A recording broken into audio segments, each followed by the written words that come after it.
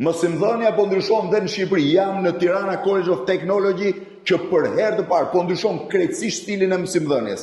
Nga mësimet teorike teknologjisë në auditor ka hyrë në laborator për të dhënë atë që quhet mësimi praktik. Pra, mësimi bëhet në laborator për të njohur më mirë teknologjinë dhe jo vetëm teorik.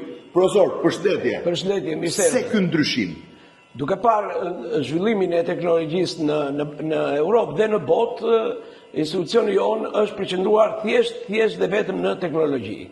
Në fakt, bazat e arsimit shqiptar kanë qenë kryesisht të stilit sovjetik, të vendosura në vitet 50, për herë të parë po shkohet në një stil të MIT-s amerikane, teknologjia dominuese e para. Profesor, praktikisht një student që diplomohet Tirana College of Technology, mund punoj kudo në botë?